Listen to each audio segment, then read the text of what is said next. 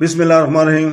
बहनों, भाइयों, दोस्तों, बुजुर्गों, आज हम बयान कर रहे हैं तफसीर सूरह अन-निसा की आयत नंबर 9, 10, 11 और 12।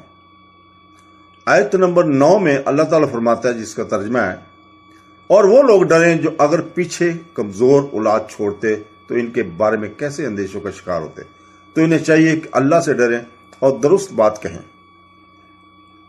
तो दोस्तों, यतीमों की सरपरस्तों को फरमाया जा रहा है कि वो यतीमों के बारे में अल्लाह ताला से डरें और इनकी ये समझ की परवरिश करें कि अगर हमारे बच्चे यतीम रह जाएं और कोई दूसरा इनकी परवरिश करे तो वो कैसी परवरिश चाहते हैं, तो ऐसी ही परवरिश वो दूसरों की यतीमों की करें।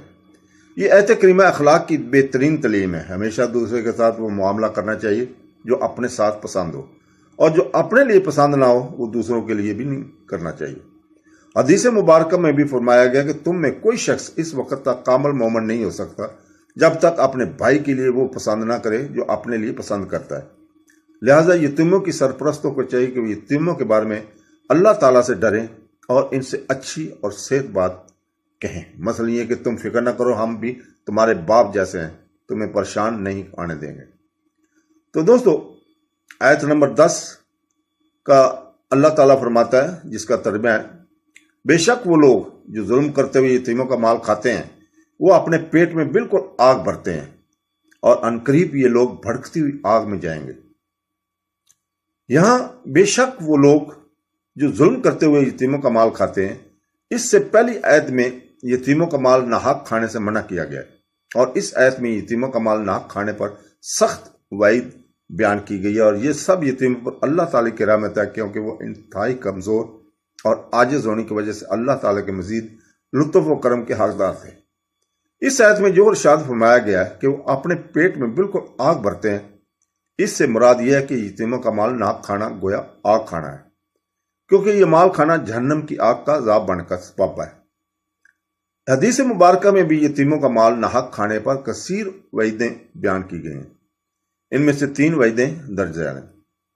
नंबर 1, हजरत बरीदा रज़ी अल्लाह ताला से रिवायत है कि हुज़ूर अक़दस सल्लल्लाहु अलैहि वसल्लम ने इरशाद फरमाया, क़यामत के दिन एक कौम अपनी कब्रों से इस तरह उठाई जाएगी कि इनके मुंह से आग निकल रही होगी। अर्ज की गई, या रसूलल्लाह सल्लल्लाहु अलैहि वसल्लम, कौन लोग होंगे? इरशाद फरमाया, क्या तुमने अल्लाह के इस फरमान को नहीं देखा? जिसका तर्जुमा है, बेशक वो लोग जो जुल्म करते हुए यतीमों का माल खाते हैं वो अपने पेट में बिल्कुल आग भरते हैं और अनकरीब वो लोग भड़कती हुई आग में जाएंगे। नंबर 2, हजरत अबू सईद खदरी रज़ियल्लाहु ताला से रिवायत है कि रसूल पाक सल्लल्लाहु अलैहि वसल्लम ने इरशाद फरमाया, मैंने महराज की रात ऐसी कौम देखी जिनके होंठ ऊंटों के होंठों की तरह थे और इन पर ऐसे लोग मुकर्रर थे जो इनके होंठों को पकड़ते, फिर इनके मुंह पर आग के पत्थर डालते जो इनके पीछे से निकल जाते। मैंने पूछा, ऐ जिब्रील अलैहिस्सलाम, ये कौन लोग हैं? अर्ज की, ये लोग वो हैं जो यतीमों का माल जुल्म से खाते थे। नंबर 3, हजरत अबू हुरैरा रज़ी अल्लाह ताला अन्हु से रिवायत है कि नबी करीम सल्लल्लाहु अलैहि वसल्लम ने इरशाद फरमाया, 4 शख्स ऐसे हैं जिन्हें जन्नत में दाखिल ना करना और इसकी नेमतें ना चखाना अल्लाह ताला पर हक है। शराब का आदी, नंबर 2 सूद खाने वाला, नंबर 3 नाहक यतीम का माल खाने वाला, नंबर 4 वालिदैन का नाफरमान। यतीम का माल नाहक खाना कबीरा गुनाह और सख्त हराम है। कुरान पाक में नहायत शिद्दत के साथ इसके हराम होने का बयान किया गया। अफसोस के लोग इसमें भी बेपरवाह नहीं करते। अमूमन यतीम बच्चे अपने ताया चाचा वगैरह के जुल्म और सतम के शिकार होते हैं। इन्हें इस हवाले से गौर करना चाहिए।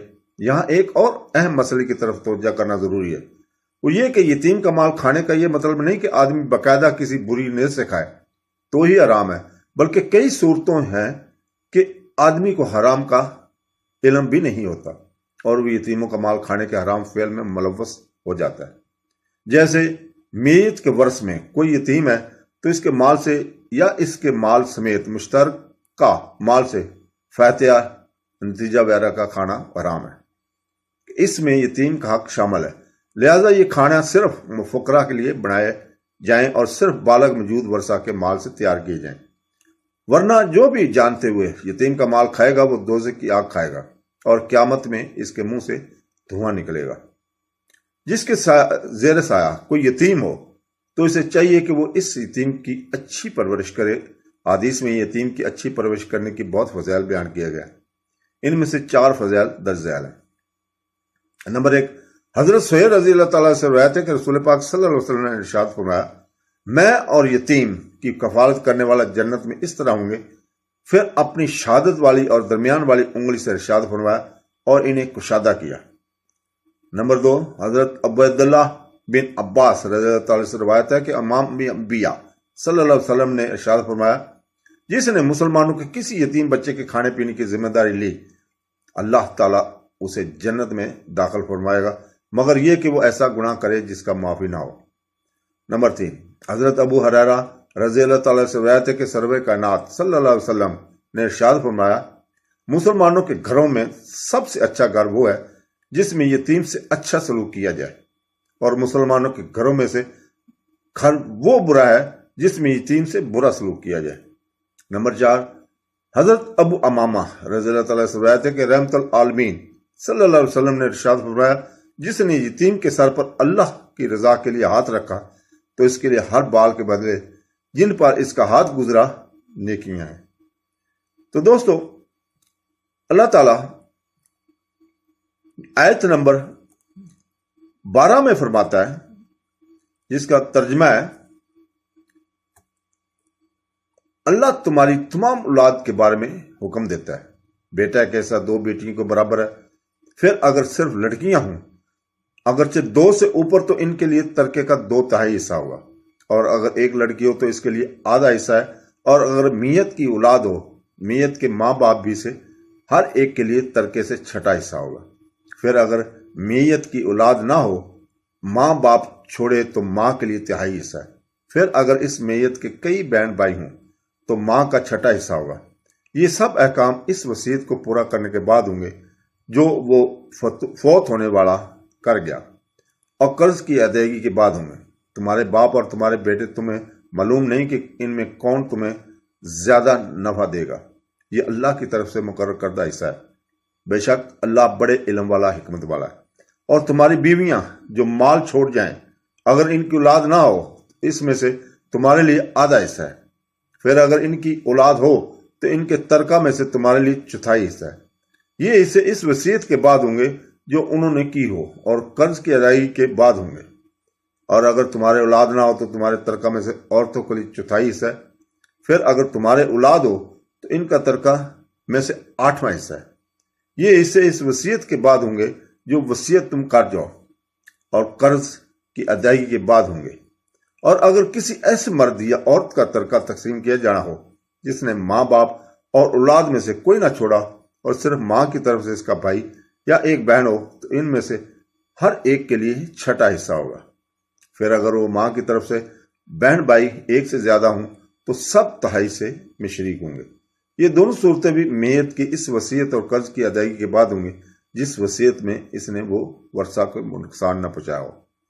یا اللہ کی طرف سے حکم ہے، اللہ بڑے علم والا ہے۔ تو دوستو، وراثت کے حکام میں کافی تفصیل ہے، انہیں جب تک باقاعدہ کسی کے پاس بیٹھ کر مشرق کے ذریعے حل نہ کیا جائے تب تک سمجھنا مشکل ہے۔ اس لیے انہیں سمجھنے کے لیے باقاعدہ کسی علم میراث کے عالم کے پاس بیٹھ کر سمجھیں۔ یہاں آیت مبارک کی تفسیر کے پیش نظر آیت میں مذکورہ ورثہ کی مکمل صورتیں تحریر کر دی گئی ہیں، انہیں کچھ دیکھ لیں، لیکن یہ یاد رکھیں کہ یہاں بیان کردہ حصوں کے ساتھ بہت سے اصول و قواعد کو ملا کر میراث کا مسئلہ حل کیا جاتا ہے، لہذا مزید تفصیلات کے لیے میراث کی کتابوں کا مطالعہ کریں۔ نیز یہاں تفسیر میں تمام ورثہ کے حالات بیان نہیں کیے گئے، بلکہ صرف ان کے بیان کیے گئے جن کی صورت یہاں آیت میں مذکور ہے۔ تو دوستو، وراثت کا مال تقسیم کرنے کی صورتیں۔ نمبر 1، باپ کی 3 صورتیں ہیں۔ اگر میت کا باپ ہو اور ساتھ میں بیٹا بھی ہو تو باپ کو 1/6 ملے گا۔ نمبر 2، اگر میت کا باپ ہو اور ساتھ میں بیٹا نہ ہو بلکہ صرف بیٹی ہو تو باپ کو 1/6 ملے گا، اور بقیہ ورثہ کو دینے کے بعد اگر کچھ بچ جائے تو وہ باپ کو بطور اسباق کے ملے گا۔ नंबर 3, अगर मियत का बाप हो और साथ में ना कोई बेटा और ना कोई बेटी हो तो बाप को बतौर असबा के मिलेगा। नंबर 3, मां शरीक भाई की 3 सूरतें हैं। अखियानी भाई अगर एक हो तो अखियानी भाई को 1/6 1/6 मिलेगा। अखियानी भाई अगर 2 या 3 से ज्यादा हों तो ख्वाह भाई हो या बहनें, ये दोनों मिलकर तो इन्हें 1/3 मिलेगा। बाप दादा बेटा बेटी पोता पोती के होते हुए अखियानी भाई मरहूम हो जाएगा। इस तरह अखियानी बहन के भी यही 3 अहवाल हैं। शौहर की 2 सूरतें हैं। अगर फौत होने वाली की औलाद है तो शौहर को 1/4 मिलेगा। अगर फौत होने वाली की औलाद नहीं तो शौहर को 1/2 मिलेगा। नंबर 4, बीवी की 2 सूरतें हैं। अगर फौत होने वाले की औलाद है तो बीवी को 1/8 मिलेगा। अगर फौत होने वाले की औलाद नहीं है तो बीवी को 1/4 मिलेगा। बेटी की 3 सूरतें हैं। अगर बेटी एक हो तो 1/2 यानी कि आधा मिलेगा। अगर 2 या 2 से ज्यादा हों तो इनको 2/3 मिलेगा। अगर बेटियों के साथ बेटा भी हो तो बेटियां असबा बन जाएंगी और लड़के को लड़की से दुगना दिया जाएगा। नंबर 6, मां की 3 सूरतें हैं। अगर मियत का बेटा बेटी पोता या पोती या किसी भी किस्म के 2 बहन भाई हों तो मां को कुल माल का 1/6 मिलेगा। नंबर 2, अगर मियत का बेटा बेटी पोता पोती कोई ना हो और बहन भाइयों में से 2 अफराद ना हों तो ख्वाह एक हो तो मां को कुल माल का 1/3 मिलेगा। अगर मियत ने बीवी और मां बाप या शोहर और मां बाप छोड़े हों तो बीवी या शोहर को इसका हिस्सा देने के बाद जो माल बाकी बचे इसका 1/3 मां को दिया जाएगा। बेटे को इसके अलावा 2 अहम असूल हैं। बेटे को बेटी से दुगना मिलता है और जहां भाई असबा बनते हों वहां इन्हें बहनों से दुगना मिलता है। अगर कई बहनें भी असबा बन जाती हैं और साहब फराइज कर देने के बाद बकिया सारा माल ले लेती हैं। नंबर 2, एक और अहम कायदा है कि करीबी के होते हुए दूर वाला महरूम हो जाता है। जैसे बेटे के होते हुए पोता, बाप के होते हुए दादा, भाई के होते हुए भाई की औलाद वगैरह। तो दोस्तों, अल्लाह ताला हमें कुरान और इसकी तफसीर पढ़ने और इसके ऊपर अमल करने की तौफीक अता फरमाए। आमीन सुम आमीन। अल्लाह हाफ़िज़।